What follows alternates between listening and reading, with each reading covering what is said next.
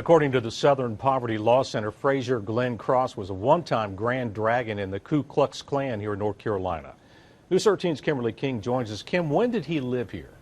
Larry, he lived here in the 70s and 80s. More than 20 years ago, watchdog groups say the 73-year-old rallied his troops of Nazi and racist followers across the state.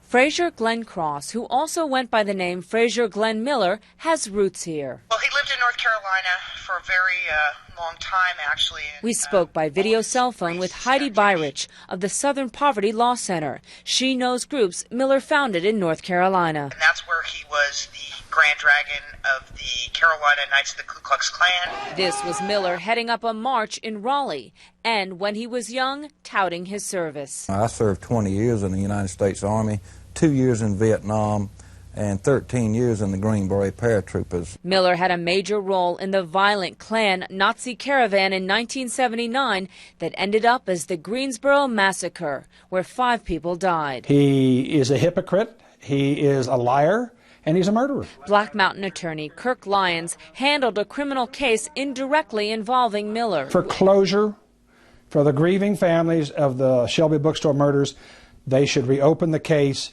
and take a good look at Frazier Glenn Miller. Lyons feels Miller had a role in the executions inside the gay North Carolina bookstore. If they had prosecuted him and found him guilty, this tragedy in Kansas could not have happened. Over the years, Miller has been jailed for his involvement in violent activity, but in recent years he's been quiet. So maybe it's not so surprising that he decided here at the end of his life, at 73 years old and suffering from severe emphysema, that he was going to, do what he'd always advocated, which was exterminating Jews.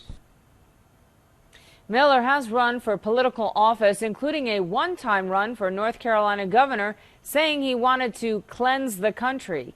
He was charged with weapons offenses and convicted in the 1980s for running a paramilitary group.